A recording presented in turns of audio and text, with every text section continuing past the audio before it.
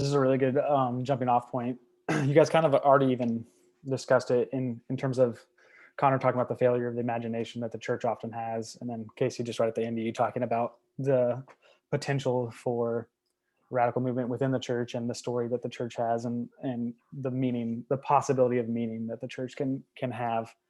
So you can answer this kind of going in that vein. How do you be pastoral as a radical? We had talked, Michelle and I had talked about, Michelle's in the academy and maybe has less options to do so, but she also has an interesting take on that. So, but yeah, another way of like, how do you care for, or how do you like meet people, especially specifically in the congregational context where this isn't really happening? And how do you like navigate that? Or not, if you're Michelle? Um, okay. I'm not pastoral. That is a calling that is currently the Lord has blessed me not to have. so, so for me, I will make this answer short because I have a really long answer for a different question. But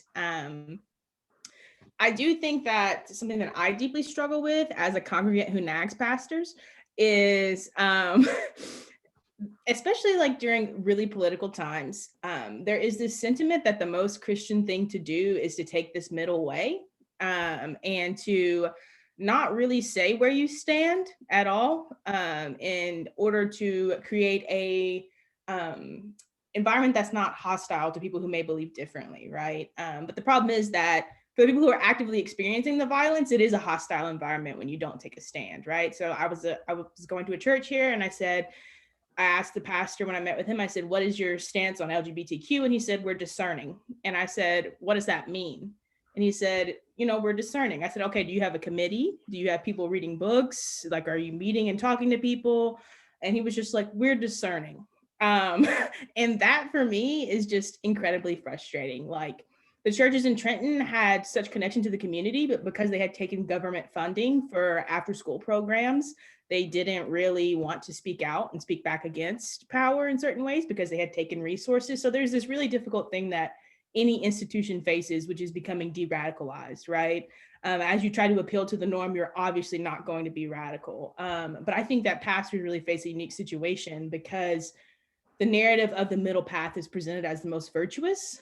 And it really obscures the amount of violence that it takes to not explicitly speak truth to power. And for the people whose lives are not the middle path, it is incredibly alienating. And those are precisely the people you need in your church to maintain a prophetic witness, right? And to be a part of the community. So I'm a nagging congregant more than a pastoral presence.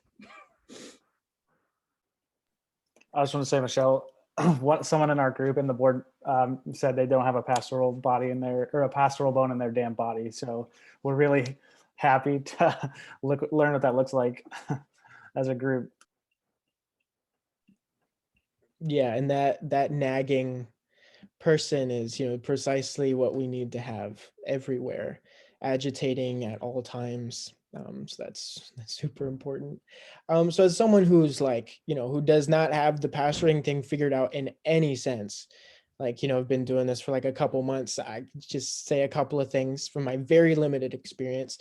Obviously there are different levels, right? Some folks are on the same page or close to it, some who are nowhere near. And how to interact with someone who isn't on the same page with me about politics or theology is different than someone who isn't. Someone who is, right, you can talk openly about what makes life difficult. You can commiserate over the realities of the political landscape. We can develop analyses together. We can take seriously the command to feed my sheep, go create the conditions under which people are fed and cared for. So that's just kind of easy.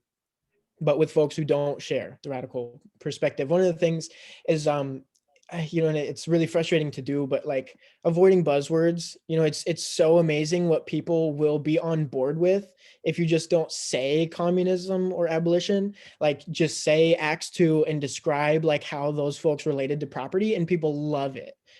Call it communism, and people have a complete meltdown. So, so just like being kind of careful with the language you use, you can like bring folks into a space where they actually take on some radical politics without having the appropriate label for it. And then you're surprised, you're a communist. So it can work that way sometimes. It involves choosing your battles. I think, like one of the ones that I chose early on was like, in the church where I pastor, they had an American flag up in the sanctuary. And I was like, yeah, no way. And it took a lot. Like I had like an hour-long conversation with like the main administrator about why that's not okay. And and she finally got to a point where she was like, okay, like I get it, we'll just take it down and we'll see if people notice, and if people like throw a fit, then we'll have to go through this whole process of like explaining to everybody, and maybe taking all these things for something that simple. um and so like right now, like working on getting white Jesus taken down, because he's everywhere all over this church, and he's a part of these art pieces that have been there for generations and like mean a lot to people. So just like working sort of with folks and trying to pick the right battles, the most important ones. That's something you're going to have to deal with if you choose to exist in a space that might be fundamentally reactionary, which is the institutional church, and still want to push it towards a radical place. You're probably going to have to deal with some of that. It's like either that or just burn it down. So if you're not going to do that, then you're going to have to choose some battles and be strategic about it. And just like exactly like Michelle said, people are like overly sentimental, right? Like they want church to feel good, and they think it should be about happiness and joy, and buck at real criticism, or this, the suggestion that taking up your cross actually means that, right? So one of the things is just introducing like new emotional vocabulary, new emotional range and norms for the church. Just sort of hoping that with time, like they'll be able to participate in certain kinds of affect, or like um internalize new vocabulary, new thought forms, be able to hear a more radical message. And Hey, sir. sorry, what's that? Oh, never mind. And always leave folks with hope, I think, something to get through the week. Because at the end of the day, like you have to balance your care for the world with your care for these people right in front of you.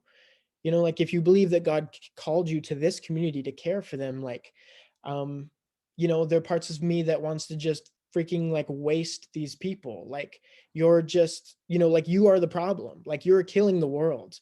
Like we should all just sit in this church and burn it down and die together.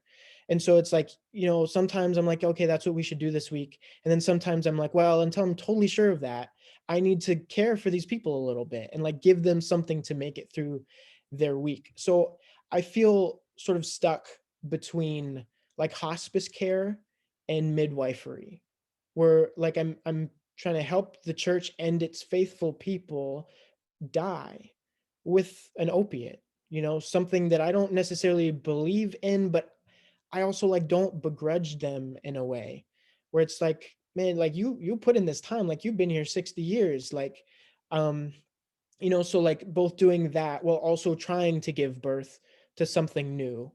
And the new thing is of course dependent upon their death.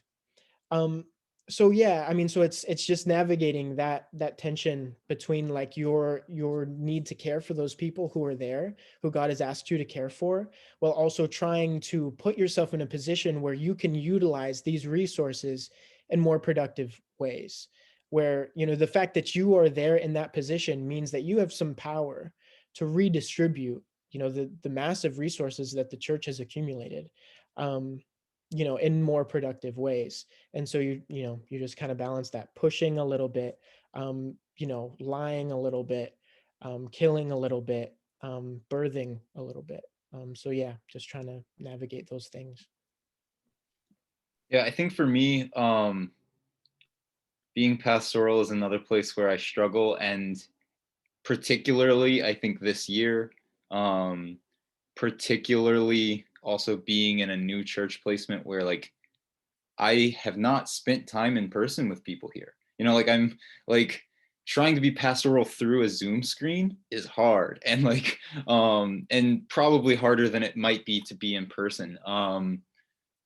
And towards Michelle's point about sort of like, I keep thinking about the fact that like what we are not called to do is meet in the middle, right? We're not called to like compromise of like what Christ has called us to be and do for the sake of other people who like are clinging to tradition or clinging to whatever else they may be sort of like holding on to.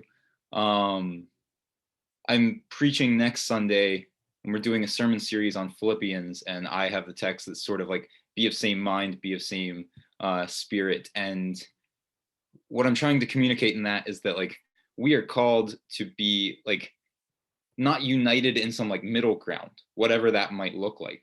We're called to be united to Christ, and Christ is the one who is crucified on the cross like a week after flipping tables in the temple. Like that's the body that we're like called to be united to, and that means that like people I am ministering to have to be transformed, but also that I have to be transformed. Like I'm not there, and I have growth to do. I like need to be renewed, transformed. I need to die and be born into a new spirit and body, right? Like there is transformation that I need in myself. I think back to the walk I did with the Fossil Free Peace USA folks, and we were going from Louisville to St. Louis, through southern Indiana, southern Illinois, in coal country, in like through fracking communities, and communities that like where people have family members and neighbors whose livelihoods depend on carbon and depend on this like dirty energy, right? That I can't compromise my like belief that like that is bad, that like profiting off of the destruction of the environment is sinful. And yet I also can't begrudge someone, right, who like cares for their neighbor or their family member who's worried about like unemployment, because these questions, and so therefore sort of suspicious of us, right? And so they were housing us, they were giving us like churches to sleep in, mostly like right of center kind of rural conservative folk, were giving us a place to sleep, and worshiping with us in evening devotionals, having conversations with us. And this was before the Intergovernmental Panel on Climate Change sort of started talking about 12 years to sort of change course on climate change. It was before the Sunrise Movement or Alexandria Ocasio-Cortez started like terming the Green New Deal.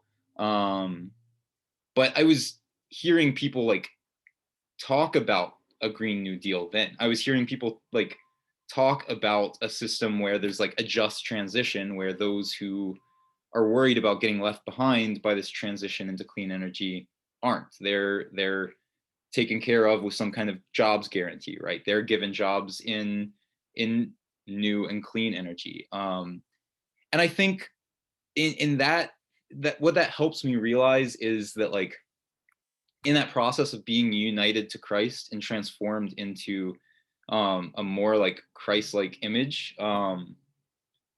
that it's not about meeting in the middle. It's like going where the hurt is. And I think even like the most like